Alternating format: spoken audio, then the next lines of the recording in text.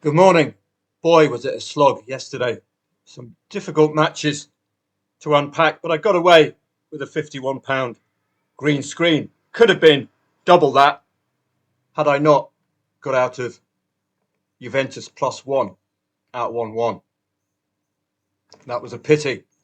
But my mentality was I was on, I think, £123 profit. So if I lock that in, that would bring that £50. That's my reasoning there. It was also difficult in the Champions League. Very competitive night. It could have swung either way. But Juventus, sod's law, of course. I had £78 on that. Sod's law, I cash out and the market suspends and Juve get a second goal. So the swear jar was quite full yesterday. Monaco and Man City. Now, I couldn't pass this on to you because of liquidity issues. Everyone piling into the half-time market, and it's also risky. This was a half-time play. This is based on the in-play stats. Okay, so in this case, we're going to the half-time market. First half goals, 2.5. Laying over 2.5 goals. Okay, that covers the current scoreline of 1-1. Man City absolutely bossing it coming to the end of the first half. That's why I got involved. If Man City can score to make it 1-2 before half-time, I will make the difference between 47 and 70. That's 23 quid. So not too shabby, is it? And look at the stake, 13 quid. So that's all I had to work with there, £13. So imagine if that was 40. But if that was 40, that liability would be huge, wouldn't it? So 20 quid for a £13 stake. 27 quid. Not bad, eh? 1860 Munich. Again, you see the swear jar that I've got with me from last night. I could retire. These clowns, 1860 Munich, playing against 10 men, absolutely bossed the match from start to finish. It was 2-2. Then it was 3-2. I could have taken an £18 green screen here at 2-2. I expected them to absolutely dominate as the stats were dominating. I ended up, as you saw, I told you to negate your liability on Köln. I ended up with £5 loss, plus a loss for the liability for the laying of the insurance. So one goal away from a nice 35 quid profit there. Very, very, oh, gra. Pardubice and Banik Ostrava, quite simple. We've got a 0-0 at half time. We've got Pardubice down to 10 men. Now, Banik Ostrava, they're not Real Madrid, and it took them a god-awful time to get the goal. Again, the swear jar overfloweth, waiting for that single goal. Laid at 2.52 when a team with 11 players scores against 10 men. You're going to get the draw odds moving up to about 10s. So it's a nice later back trade if we can get that single goal. Napoli under 19s against Sporting under 19s. Again, this is not a loss. This is covered by insurance, but I didn't take a screenshot of the insurance element. What I did here must have been looking for a Sporting Lisbon winner because they were absolutely bossing the in-play stats. It was one-way traffic. So I laid over, I think it must have been 2.5 goals because we were at 1-1. Laying over 2.5 goals covers that 1-1. Back Sporting Lisbon with only a £25 stake at 2.1. Relative to their absolute dominance in the in-play stats. If they score a goal, I make 28 quid. If they don't score a goal, I've got this covered. So it's a new little technique I'm using of looking to profit from calling the team to score the next goal. It tends to be quite effective. So a marginal gain yesterday. This could have been, had I got that 78 quid from Juventus +1 rather than 27. So you can add another 50 quid to that. That would be 101 for yesterday. And it's all very small profits on occasion. But it all adds up. It's like going shopping. You get little bits 40p, £1.20, 50p, 70p. Come to the end of it, you've got a pretty substantial bill. That's my thinking with locking in as many greens as I can. They do add up. It's amazing how I got to 51 quid yesterday, to be honest, because it was a very tough evening. The Champions League, incredibly tight. Got going second half the Champions League as well. So do remember that. Nothing doing in the Championship yesterday at all. Lots and lots of very, very tight matches, bar this. And Eunice and Gilwar, Newcastle, were just superb.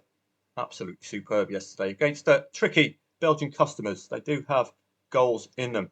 Arsenal's 0.58 expected goals against is their big aid here at 1-0.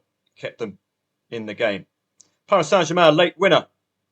If you laid the draw there, I gave lay the draw Paris Saint-Germain. Bayer Leverkusen scored first against PSV, so if you cashed out of that, lay the draw, well done. Monaco, Man City, this is the way I profited from half-time. It was 1-0, 1-1, sorry. And then if you look at the in-play stats, that boy, the ponytailed wonder, getting me out of jail there. If you look at the in-play stats, they don't, well, for the first half, where's it slanting? Not only that, but if you've got an played for in-play stats feed, it will have shown you the momentum solidly with Man City. Well worth tying it in if we can get that goal before half-time. You saw the reward. Now today is incredibly difficult, at least from a research perspective. There's absolutely no point in me passing on any research, but what I'm going to do for members, I've done some AI research for members. And the great thing about my AI app is that it spits them out nice and quick, so I can get a large volume of matches covered from a pre-match trading report perspective. All I've done is the Europa League today. I'm not doing the Conference League. I'll be here till Christmas doing that. It is an in-play stats competition, both of these two tonight, Europa League and Conference League. You saw the very, very competitive nature of the Champions League yesterday. It's very difficult to make pre-match decisions. Roma and Lille, what's the weaknesses? How do you gauge these two? Bologna, Freiburg, when on earth are these two going to meet each other? They're both not the greatest sides in their respective leagues. What are their benefits? What are their advantages and disadvantages? You can tell, very, very unreadable matches. Brann and Utrecht, Norway against a lower side in the Eredivisie. Celtic, well, you're having a giraffe backing Celtic. Kairat Almaty, anybody? Braga have goals in them in Portugal. But I'm leaving the old firm alone. Absolute dodgepots this season. Goodness me. It's all gone Pete Tong for the old firm. Fenerbahce are without the special one at home to Nice. I think they could be vulnerable, but Nice just have that powder puff forward line that you can't really trust. Real Betis against Ludogorets. You'd have expected a La Liga side to be more strongly favoured. I suppose being at 1.7 away from home is the market's way of saying they are favoured. Panathinaikos against Go Ahead Eagles. This is attack v defence. Greece against Holland. Go Ahead Eagles have been put together some decent performances in the Eredivisie against solid yardsticks. But again, how on earth do we unpack this? It's very difficult to research.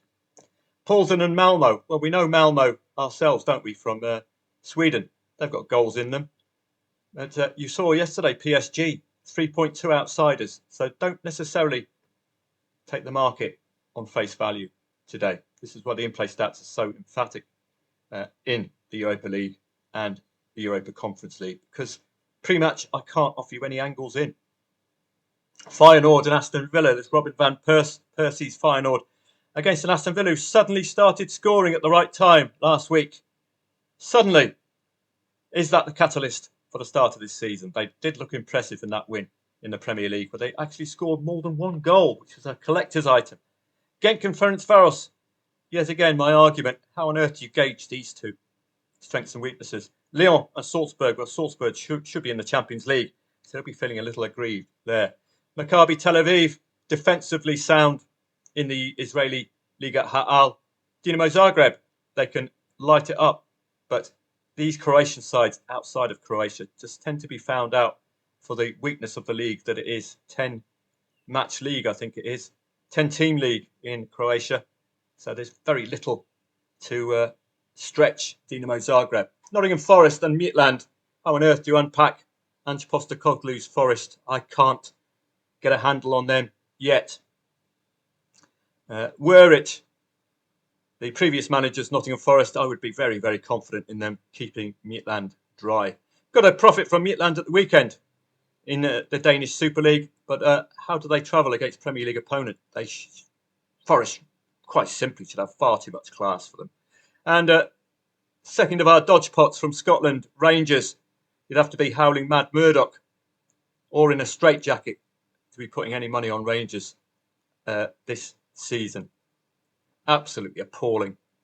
Out of the Champions League already, Rangers and Celtic. Scottish football is in the pits at the moment. Conference League, Crystal Palace, victors over Liverpool, unbeaten in the Premier League. That looks rather juicy against Dynamo Kiev. They should do the job. Do watch out for potential team changes here for the Crystal Palace side. It might not be the Premier League 11. So just double check that. Jagiellonian Białystok, we know very well from Poland. Hamrun, don't know anything about them, but we've got a cue from the pre-match odds. We've got an expectation here that it should be a comfortable evening. KUPS, we know very well from Finland, Finnish Veikkausliiga, Dritta, Luxembourg. Where are they from? Ain't got a clue. Dritta? No. KUPS, familiar name. We know they deliver in the Finnish Veikkausliiga. They are at home today, so that's certainly going to be a match of interest for me, KUPS. Lausanne against Breidablik. Iceland against Switzerland, is it? Again, I wouldn't necessarily discount the Icelandics. You saw the national side, didn't you? Lech Poznan against Rapid. Too tough to call. Noah, he's going to park the arc. The 600-year-old manager. He's got experience. Got a couple of giraffes he can bring on for set pieces. And stick an elephant in goal from his arc. And they're off and running. Noah's reputation is very, very defensive. Rijeka from the Croatian HNL1 League. It's going to be an interesting one, that one. I would expect Noah to park the arc in front of goal. Mainz against Ammonia. Again, the German side should be favoured from the Bundesliga. Rayo Vallecano against Skendia. Very, very strongly favoured Rayo today. Again, La Liga side. Zrinjski, Lincoln Red Imps, don't have a clue. Aberdeen, gettable all day long, these Scottish sides, aren't they, in Europe? Shakhtar Donetsk, Ukrainian Giants, should be in the Champions League. So this is a bit of a fall for them. Should be in the Champions League, Shakhtar Donetsk. If they're interested, they should have Aberdeen for dinner this evening. AZ Alkmaar against Larnaca. Very interesting, isn't it? You'd have thought the Dutch Giants, or Giantishes, should have been very strong favoured. But 2.15 suggests AEK Larnaca are going to be parking the bus. A bit like Paphos. Make themselves very, very tough to beat. Let's see whether AZ Alkmaar's usual goals that they get in the Eredivisie can show today. AEK Athens, again, don't know much about Celje. Fiorentina against Sigma Olomouc. It looks like the elite league sides could be the ones to follow this evening. Sigma Olomouc, I think the Czech side. Legia Warsaw from Poland against Turkish side Samsunspor again. Very difficult to unpack. Rakow, we know very well. Rakow Chester draws from the far show. I don't know how to spell or how to pronounce the second name. They're playing Union Craiova from Croatia. I would have expected Rakow to have too much. But again, how do you gauge a side from Poland and a side from the Czech Republic when they're never going to meet each other ordinarily? Hacken against Shelburne. Irish side at home. Are they going to be inspired like Shamrock Rovers have been inspired, and they're playing away at Sparta Prague. Slovan Bratislava from the Czech Republic and Strasbourg. I will be up and about from 5:45 onwards. I will be passing on this just an introductory course on expected goals. I'll be posting that at footballtradingprofits.com. Just because I've created a new app whose main focus is on XG. So this is an example of my expected goals report. Now, bear in mind, I'm not using an API from understat.com or anything else. What AI has done, it's scoured the internet for the most up-to-date expected goals for the two sides, provided the total, which I like, and I've told it to divide it by 2 to get an average per game, 0.92 and 1.42. So quite simply, you can tell 0.92, 1.42. They're losing. Wolves are either losing or getting 1-1 draws. That's heading towards 2 goals conceded a game. Looking at Brighton, 1.72 scored. They're scoring nearly 2 a game, conceding 1 a game. So you prefer that to that, scoring 0.92 a game. It just leaves you floundering, doesn't it? Because you need a clean sheet. So that's what the XG does, and it just gives you a quick explanation of what you should be looking at from an XG perspective pre-match. And that is, like I say, you want an attacking side to have a better XG in offence than they do in defence. If you look at Arsenal yesterday, 0.58 expected goals against, 0.58, i.e. it's incredibly difficult to score against the arse. That is a trading angle in and of itself, because if they concede first against Olympiacos yesterday, are they really going to suddenly concede 2 consecutive goals? Unless there's a red card or a penalty, the answer is no. So I've asked AI to tell me where it's getting the details from. So in this case, understat.com. Now, this will be more accurate with an API, but with an API comes a cost. So I'm quite happy to be providing these reports for the Premier League for members of footballtradingprofits.com. Having the expected goals is an interesting dynamic. I'm beginning to like it a bit more. I spent 10 years trading without XG, so I can do without it, but still I enjoy it. AFC Champions League, I will be trading this morning, based predominantly on your obvious favourites. It is a liquid enough market. Ratchaburi, I've played golf in Ratchaburi. Now, really, they should be torn apart by a Japanese J1 side. I mean, this Ratchaburi, it's a small town about 2 hours above Hua Hin. Beautiful golf course with monkeys on it. But those of you who want to be following this at 1:15, this looks a complete and utter mismatch. Japanese J League against a Thai lower tier side from Ratchaburi. That I will be up for that at 1:15.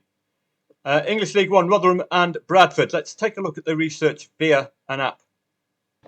So my XG analyzer, I can ask about Rotherham and Bradford, and in my quick researcher, not the in-depth one, but this is the quick one for getting you a quick look. So it's Rotherham v Bradford. Oh, I've got rid of the app. Let me get the app back up.